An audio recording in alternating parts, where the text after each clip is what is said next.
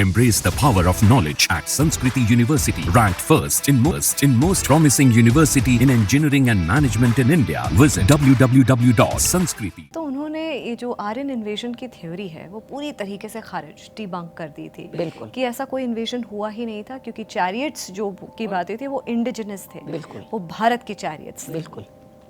इस पे मैं बात करूँगी। उससे पहले आपने बोला फॉर्म्स ऑफ वर्शिप, उस पर मैं बात करूँगी कि आइडल वर्शिप भारत में कितना पुराना है और क्यों हिंदू धर्म में आइडल वर्शिप को इतनी इम्पोर्टेंस दी गई और क्यों इतना कनेक्शन है। क्योंकि जो आप बोल रहे हैं, जो रिमेन्स मिले हैं जगह जहाँ एक्सकवेशन में मिल रहे हैं, तो उसमें ये शिवलिंग मिल रहे हैं, तो ऑब्वियसली एक फॉर्म दिया गया है भगवान को, ईश्वर को। तो ये क्या है, क्यों इतना, कितना पुराना है और क्यों हिंदू धर्म में आइडल वर्शिप की इतनी इम्पोर्टेंस?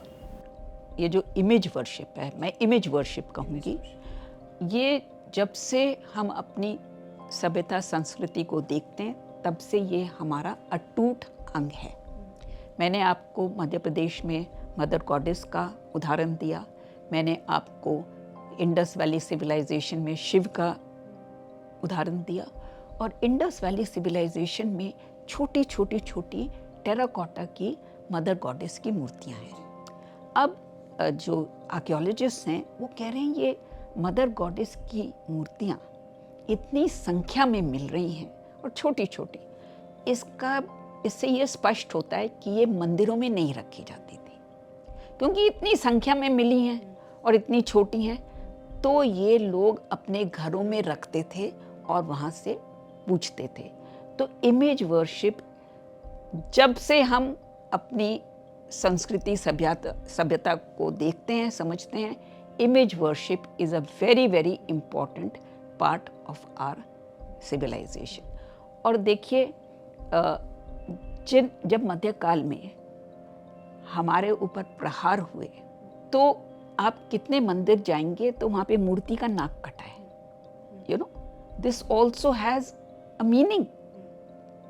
यहाँ तक कि नेशनल म्यूज़ियम में भी अगर देखा जाए, कई ऐसी मूर्तियाँ हैं जिनमें नाक नहीं है आइडल्स की। आप पूरे उत्तरी भारत में 18वीं शताब्दी जब आरंभ होती है, तब तक उत्तरी भारत में एक मंदिर नहीं बचा था, और कुछ इलाके हैं जहाँ पर सेना इतनी आसानी से जा नहीं सकती थी, जैसे चित्तौड़ वगैरह।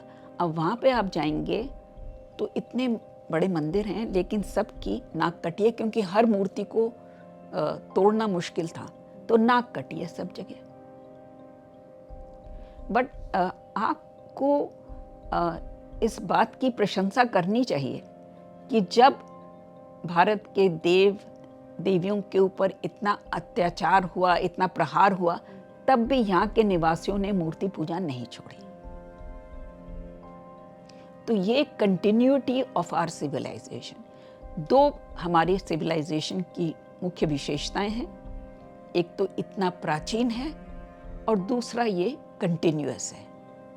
कभी लिंक नहीं टूटा हमारा अपने अतीत से, जबकि हमारे को इतने संघर्षों का सामना करना पड़ा। मतलब कि ये जो मूर्तियाँ थीं, इनका नाक तोड़ देने का मतलब, क्योंकि कहीं ना कहीं जो हमें सिखाया जाता है, जो हमारे कल्चर में है, कि नाक का मतलब होता है आपकी प्राइड। नाक का मतलब होता है प्राइड। अगर आप नाक ही तोड़ देंगे तो आपका मतलब हमने आपकी प्राइड पे सीधा सीधा प्रहार किया। क्या वही मतलब समझूं मैं? बिल्कुल। और हमको ये भी ध्यान रखना है कि मध्यकाल में जिन लोगों ने भारत में प्रवेश किया, उनकी जो सोच थी वो मूर्ति पूजा के बिल्कुल विरुद्ध थी, उसका विरोध कर रही थी। और जो भी भारत आए, उनका एक उद्देश्य था कि यहाँ पर मूर्ति पूजा को ख़त्म करें और मंदिरों को ख़त्म करें। So that was very much part of their religious thinking.